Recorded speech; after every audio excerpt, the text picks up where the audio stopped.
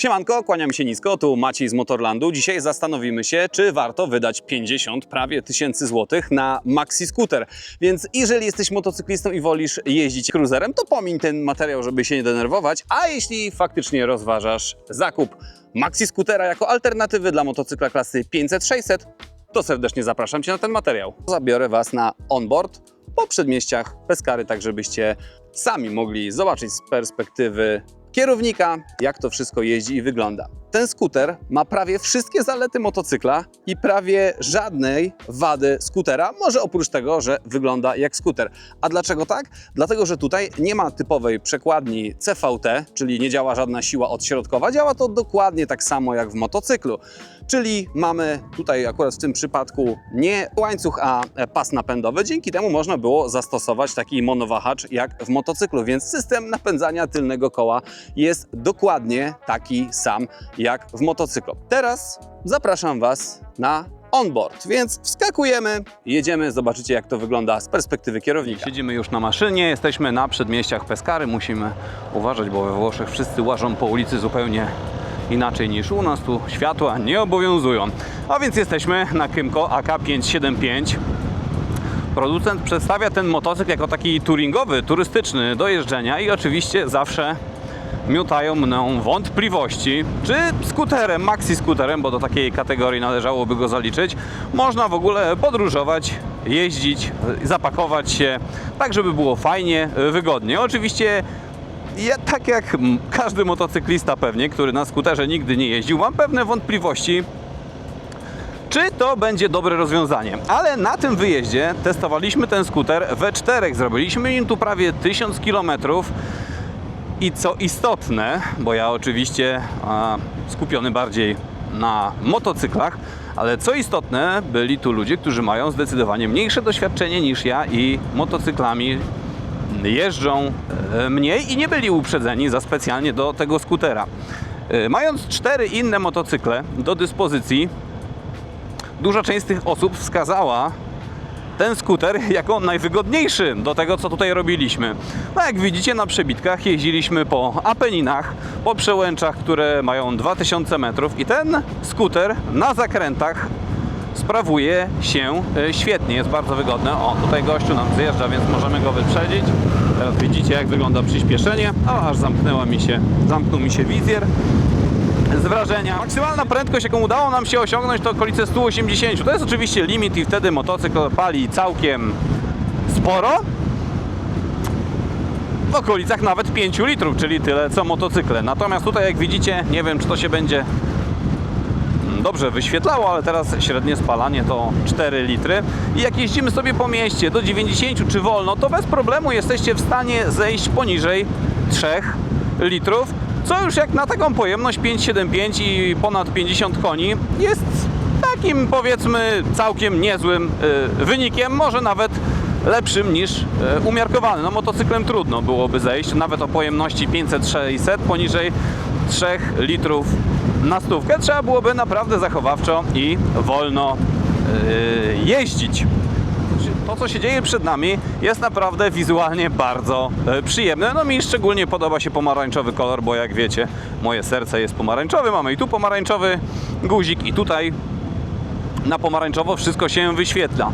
Sekcja 3 wyświetlaczy, po lewej stronie obroty, spalanie. Tym można oczywiście manipulować sobie do góry, do dołu i wtedy będą zmieniać się te tutaj ustawienia. Po prawej stronie mamy paliwko, aktualną prędkość i rozgrzanie silnika. Piecyk jest dwucylindrowy, pracuje naprawdę pięknie, jak na skuter oczywiście, bo 2 cylindry brzmią tutaj naprawdę, ale to naprawdę fajnie i głęboko. Super. Ale wracając do tego, co tutaj się dzieje, no to lusterka mamy osadzone na czaszy, więc nie tutaj gdzieś na kierownicy. Kierownica jest zabudowana w 100%, więc ciężko będzie powiesić coś akcesoryjnego. Zestaw przyrządów no jest taki dość skomplikowany, jak na pierwszy rzut oka. Skomplikowany, bo są oczywiście motocykle, w których jest to zrobione zdecydowanie bardziej minimalistycznie i łatwiej trochę po prostu to ogarnąć. Ale całość, jak na to patrzycie, wygląda bardzo fajnie. Teraz to, co dzieje się centralnie przed nami.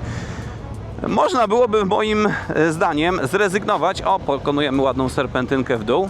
Naprawdę fajnie można się złożyć. I to, co się dzieje przed nami, wydaje mi się, że naprawdę można byłoby zastąpić jakimś wyświetlaczem TFT i udostępnić użytkownikom tego sprzętu jakąś nawigację. No bo tak ciężko tutaj coś dołożyć, tak jak Wam powiedziałem, a trochę się marnuje to pole tutaj. Powinna być aplikacja do tego. Niestety nie można tak zrobić, więc to na pewno na minus. To 239 kg. Przy manewrowaniu do przodu i do tyłu na postoju, no to czuć tą wagę. 239 kg, no to słuchajcie, jest tyle, co 700, 800 jakaś, prawda? Więc to jest dosyć sporo i może być dla kobiet, czy dla osób, które mają mniej siły, może być kłopotliwe.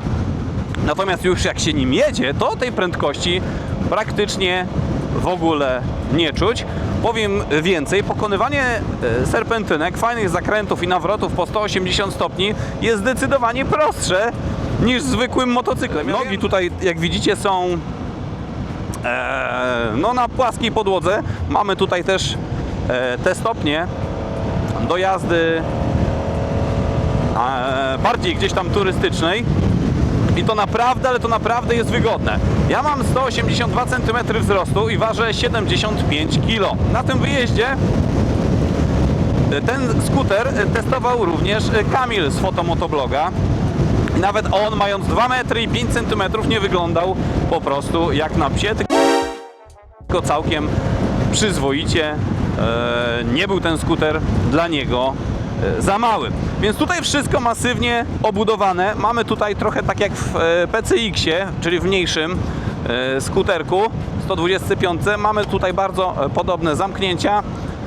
Powinienem się może bardziej skupić na jeździe niż na pokazywaniu Wam tego. Co tutaj jeszcze mamy w standardzie?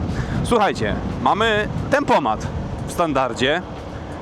No co jest bardzo fajne, jak jedziemy po trasce 100-120 i mamy nastawione, to nie musimy się za bardzo tym przejmować. O, a tutaj przed nami mały gaj oliwny, rachu ciachu, pokonujemy zakręt w górę. Zobaczcie, robi się to naprawdę bardzo przyjemnie. Nawet osoby, które nie mają dużego doświadczenia, sądzę, że nie będą bały się tych zakrętów brać no, z jakąś tam większą prędkością niż tylko taką zachowawczą. Szyba, słuchajcie, jest teraz w najniższej pozycji. Oczywiście tu jest bardzo ciepło, bo obecnie jest w okolicach 30 stopni, pomimo tego, że mamy październik, więc ja tą szybę mam opuszczoną. Ale jeżeli jedziemy sobie turystycznie, pokonujemy jakąś eskę, czy nawet lecimy bokami, to podczas jazdy tą szybkę można elektrycznie podnieść. I to jest już bardzo wysoko, także no, wiatr Was omija. No, widać nawet po rozmiarze tej szyby. Światła na przykład, słuchajcie, bardzo dziwnie się włącza, bo jesteśmy przyzwyczajeni w Europie, że automatycznie uruchamiane światła wraz z zapłonem są zupełną normą, a tutaj na przykład na szczycie jest guzik, którymi można to przełączyć. Tu oczywiście światła długie, krótkie, tempomat. Nie ma takiego typowego wichajstra, jak jest w motocyklu, tylko taki no inny ten przełącznik. Kierunki hałasują, jak są włączone, czyli słychać po prostu, że pracują. Guziki do blokowania, zmieniania tripu, otwierania schowka, on się otwiera w drugą stronę, co ciekawe, no i oczywiście do kliknięcia, żeby otworzyć wlew. Dobra, muszę się nieco bardziej przyłożyć, bo na lekki offroadzik wjeżdżamy. Jesteśmy na prywatnej posesji, więc możemy tutaj wjechać bez problemu. Prowadzi się bardzo fajnie, mimo tego, że ma wielką wagę, to jest świetnie wyważony ten skuter i można naprawdę byłoby robić nim zawody mijania pachołków w najwolniejszym czasie, tak jak czasami na imprezach się to robi na pitbajkach. Mogę Wam to pokazać, słuchajcie, zobaczcie, można jechać bez problemu ciężkim sprzętem i manewrując tylko. No teraz pokazuję, że mamy 0 na godzinę.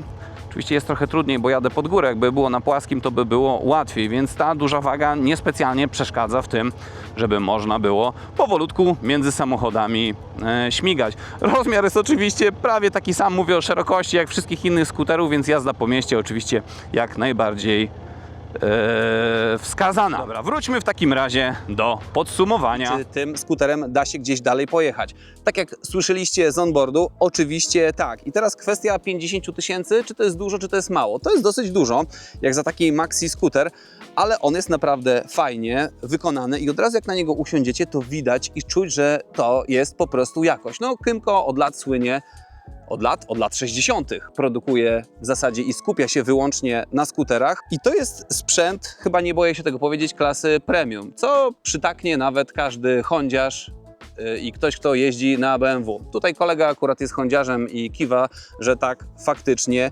jest.